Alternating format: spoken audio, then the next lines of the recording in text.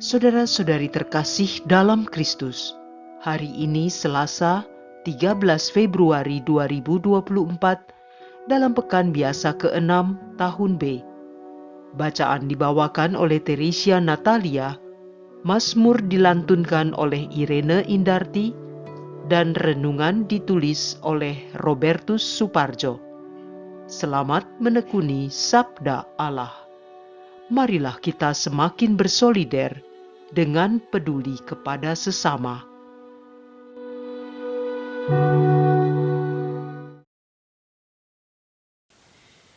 Dalam nama Bapa dan Putra dan Roh Kudus. Amin. Allah Bapa, sumber segala kekuatan, Engkau telah menyelamatkan kami dengan kekuatan-Mu yang tak terhingga. Kuatkanlah dan bantulah kami yang lemah ini, agar kami dapat membedakan hal yang baik dan buruk, dan melawan segala tipu muslihat yang akan menjauhkan kami dari-Mu.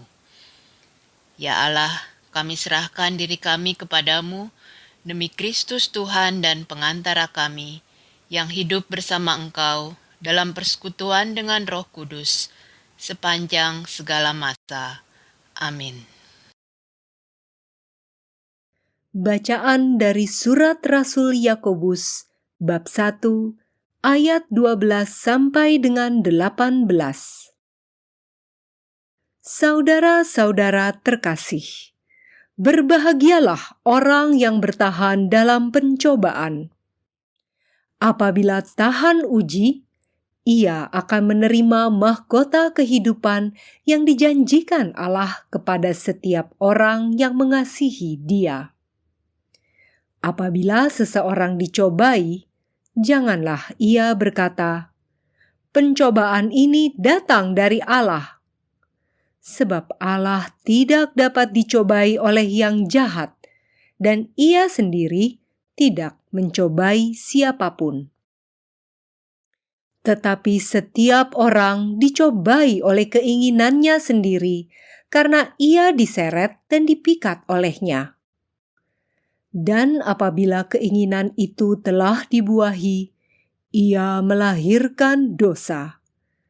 Dan apabila dosa itu sudah matang, ia melahirkan maut. Saudara-saudara yang kukasihi, janganlah sesat.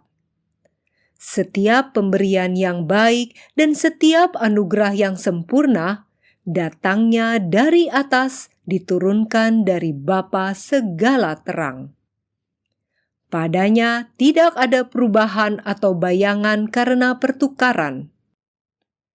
Atas kehendaknya sendiri, Ia telah menjadikan kita oleh sabda kebenaran, supaya pada tingkat yang tertentu kita menjadi anak sulung di antara semua ciptaannya. Demikianlah sabda Tuhan.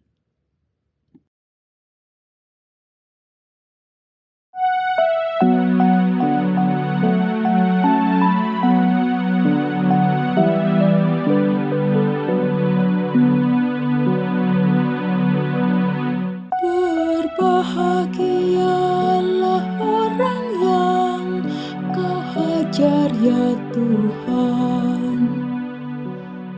Berbahagialah orang yang Kau hajar ya Tuhan, dan yang Kau didik dalam Taurat-Mu. Hatinya akan tenang di hari-hari malapetaka. Berbahagialah orang yang Kau hajar ya Tuhan, sebab Tuhan tidak akan membuang umat-Nya, dan milik pusakanya tidak akan Ia tinggalkan. Sebab hukum akan kembali kepada keadilan, dan semua orang yang tulus hati akan mematuhi. Berbahagialah orang yang Kau hajar ya Tuhan. Ketika aku berpikir kakiku goyang, kasih setiamu ya Tuhan menopang aku. Apabila keprihatinanku makin bertambah, penghiburanmu menyenangkan jiwaku. Berbahagialah orang yang Kau hajar ya Tuhan.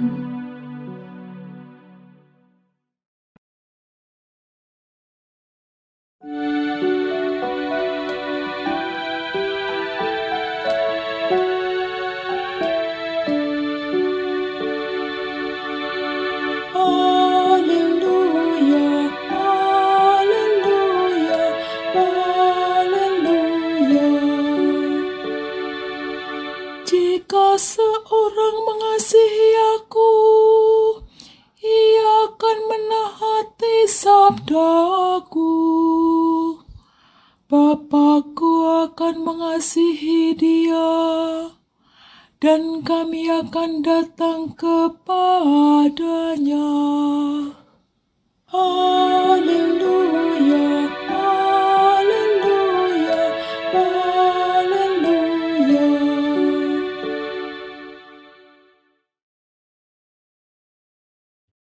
Inilah Injil suci menurut Markus bab 8 ayat 14 sampai dengan 21. Pada suatu hari, murid-murid Yesus lupa membawa roti. Hanya sebuah saja yang ada pada mereka dalam perahu. Lalu Yesus memperingatkan mereka, katanya, "Berjaga-jagalah dan awaslah terhadap ragi orang Farisi dan ragi Herodes." Maka mereka berpikir-pikir, dan seorang berkata kepada yang lain, "Itu dikatakannya karena kita tidak mempunyai roti." Ketika Yesus tahu apa yang mereka perbincangkan, Ia berkata, "Mengapa kamu memperbincangkan soal tidak ada roti? Belum jugakah kalian memahami dan mengerti? Telah degilkah hatimu? Kalian mempunyai mata, tidakkah kalian melihat? Dan kalian mempunyai telinga, tidakkah kalian mendengar? Sudah lupakah kalian waktu aku memecah-mecahkan 5 roti untuk 5.000 orang itu? Berapa bakul penuh potongan-potongan roti kamu kumpulkan?" Jawab mereka, 12 bakul. "Dan pada waktu 7 roti untuk 4.000 orang itu, berapa bakul penuh potongan-potongan roti kamu kumpulkan?" Jawab mereka, 7 bakul. Lalu kata Yesus kepada mereka, "Masihkah kalian belum mengerti?" Demikianlah sabda Tuhan.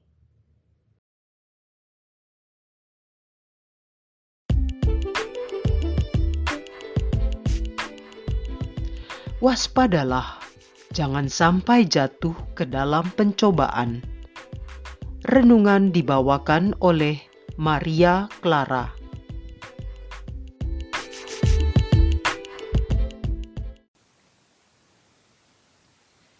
Bapak, Ibu, kaum muda, remaja, dan anak-anak, rekan seperjalanan dalam hidup beriman.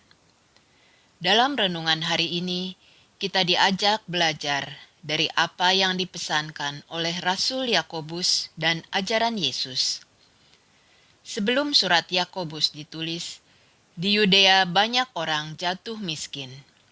Penjajah Romawi membuat banyak petani kehilangan tanah. Pajak dari Herodes memperburuk keadaan hidup mereka, Dan pada saat surat Yakobus ditulis, banyak orang tidak memiliki tanah dan harus bekerja pada tuan-tuan tanah. Mereka yang miskin selalu hidup di pinggiran, di tempat-tempat yang tidak layak, bahkan menjijikan. Dalam situasi seperti itu, Yakobus melihat banyak orang tergoda untuk menjadi orang kaya, karena di mata mereka, hidup menjadi orang kaya itu membahagiakan, mengenakan. Menghadapi kondisi seperti itu, Yakobus mengingatkan jemaatnya untuk tidak jatuh dalam pencobaan. Keinginan-keinginan duniawi akan menimbulkan cobaan bagi diri sendiri. Keinginan-keinginan yang tidak teruji sesuai firman Tuhan dan kehendaknya akan menyeret dan memikat hati hingga mengakibatkan kejatuhan dalam dosa yang membahayakan. Tetapi tiap-tiap orang dicobai oleh keinginannya sendiri, karena ia diseret dan dipikat olehnya. Yakobus mengatakan, keinginan jahat melahirkan dosa dan maut. Yakobus berharap jemaat tidak jatuh pada kesesatan dan hendaknya mempercayakan hidup mereka kepada Bapa yang baik hati, yang takkan pernah mencobai mereka. Yakobus juga meyakinkan jemaatnya bahwa orang yang telah berupaya melampaui pencobaan akan menikmati kebahagiaan. Allah adalah sumber kebenaran dan menganugerahkan kebaikan kepada kita. Karena kehendaknya, Allah telah menjadikan kita anak sulung di antara semua ciptaannya. Itu berarti Allah tidak akan membiarkan kita jatuh dalam pencobaan, agar kita beroleh sukacita karenanya. Dalam Injil hari ini, Yesus mengingatkan para murid agar waspada terhadap ragi orang-orang Farisi dan ragi Herodes. Yesus menyebut ragi karena mereka mampu mempengaruhi orang dengan caranya, sehingga bukan hanya menyesatkan, melainkan menjerumuskan ke dalam kehancuran hidup. Tetapi ketika Yesus mengingatkan itu kepada para muridnya, mereka menduga bahwa Yesus mengatakan hal itu karena mereka tidak mempunyai roti. Di perahu mereka hanya tertinggal sebuah roti saja. Sungguh nggak nyambung. Begitulah kira-kira komentar spontan yang dapat ditujukan kepada para murid. Benarkah Yesus mengatakan hal itu karena mereka tidak membawa roti? Ternyata tidak demikian. Jika kita perhatikan konteks pengajaran Yesus, sebelum sampai pada kisah ini, kita mendengarkan kisah Yohanes Pembaptis dibunuh oleh Herodes. Yesus memberi makan 5.000 orang. Yesus berjalan di atas air. Yesus menyembuhkan orang-orang sakit dan perempuan yang kerasukan roh jahat. Kemudian dikisahkan tentang Yesus yang memberi makan 4.000 orang. Kisah-kisah ini terjadi di tempat umum. Dapat dilihat oleh siapa saja, termasuk orang-orang Farisi. Tetapi anehnya mereka masih meminta tanda dari surga kepada Yesus. Bukankah memberi makan pada 4.000 orang sampai kenyang hanya dengan 7 roti, apalagi sisa 7 bakul itu adalah sebuah tanda yang jelas? Mengapa mereka masih meminta tanda? Maka menjadi jelas bahwa para murid saja tidak cukup mudah memahami siapa Yesus. Apalagi orang lain yang tidak setiap saat bersama Yesus. Para murid setiap hari bersama Yesus tahu apa saja yang telah dibuat Yesus. Toh mereka masih juga khawatir ketika di perahu mereka tertinggal 1 buah roti saja. Nampaknya itulah yang membuat Yesus marah kepada para murid. Mengapa kamu memperbincangkan soal tidak ada roti? Belum jugakah kamu faham dan mengerti? Telah degilkah hatimu? Kamu mempunyai mata, tidakkah kamu melihat, dan kamu mempunyai telinga, tidakkah kamu mendengar? Yesus menyebut ragi orang-orang Farisi dan ragi Herodes karena mereka adalah orang-orang yang berbahaya. Ragi adalah bahan pengembang yang berasal dari spesies jamur. Ragi bisa berbelah menjadi banyak untuk mempengembangbiakannya. Jikalau ada makanan, ia akan berkembang biak terus. Karena itulah ragi akan membuat adonan tepung menjadi roti yang mengembang dan bagus. Namun jika terlalu lama, justru akan menjadi racun yang mematikan.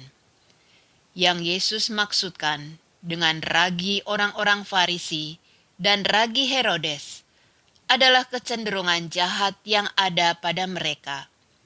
Orang-orang Farisi membiarkan diri mereka dibusukkan dari dalam dirinya. Mereka telah melihat segala yang diajarkan oleh Yesus, tetapi tetap menuntut tanda. Hal itu terjadi karena hati mereka telah membeku dan membatu oleh kebencian terhadap Yesus. Yesus memperingatkan kepada para murid agar mereka waspada. Mereka harus awas terhadap ragi berbahaya yang dapat memuai dalam diri mereka dan melumpuhkan hidup spiritual secara total, yang berupa kesombongan, egoisme, dan sikap tidak mau percaya pada Yesus. Apakah yang dapat kita ambil dari pesan ini? Situasi hidup kita saat ini, dengan semakin berkembangnya teknologi informasi, membuat kita berhadapan dengan begitu banyak tawaran dan pengaruh. Informasi yang ada di depan kita berseliweran, baik yang benar maupun tidak benar, alias hoax. Melalui bacaan pertama ini, kita diingatkan agar kita tidak jatuh pada pengejaran keinginan-keinginan duniawi semata yang berakibat mengabaikan kehendak Allah. Egoisme kita dapat menjadi penyebab kehancuran, membuat kita jatuh ke dalam dosa, dan menjauhkan kita dari keselamatan. Bacaan Injil mengajak kita membuka mata hati kita lebar-lebar. Ada begitu banyak ancaman, ajaran sesat, pengaruh-pengaruh jahat yang dapat menjebloskan kita dalam lembah kehancuran. Buka mata lebar-lebar untuk melihat kebenaran. Buka telinga dengan baik untuk mendengarkan kebaikan, dan gunakan pikiran dengan jernih, supaya tidak mudah terjebak oleh hal-hal buruk. Kita sebagai manusia memiliki keterbatasan, namun Yesus mengingatkan kita dalam keterbatasan itu, kita tidak ditinggalkan oleh Allah. Allah kita adalah Allah yang peduli.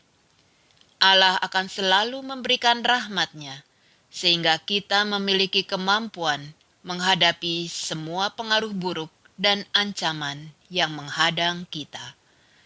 Semoga karenanya kita dimampukan menjadi anak-anak Allah yang tetap setia pada panggilannya, sehingga bisa membebaskan diri dari tawaran-tawaran buruk yang menghancurkan hidup dan iman kita. Semoga Tuhan selalu memberkati kita. Berkah dalam. Marilah berdoa. Allah Bapa yang Maha Baik, puji dan syukur atas rahmat-Mu, sehingga kami dapat mendengar sabda-Mu. Bantulah kami supaya kami dapat siap sedia dan menjadi peka terhadap hal-hal buruk yang terkadang mempengaruhi kami, yang membuat kami jatuh ke dalam dosa. Kami mohon rahmat-Mu, supaya mata kami dapat melihat, telinga kami dapat mendengar, dan pikiran kami selalu tertuju kepadamu. Dampingi dan sertai kami, agar dapat menangkap pesan-Mu dengan baik, sehingga kami dimampukan menjalani tugas panggilan kami, sebagaimana yang Engkau kehendaki. Demi Yesus Kristus Tuhan dan pengantara kami, yang hidup bersama Engkau dalam persatuan Roh Kudus, kini dan sepanjang segala masa. Amin. Dalam nama Bapa dan Putra dan Roh Kudus. Amin.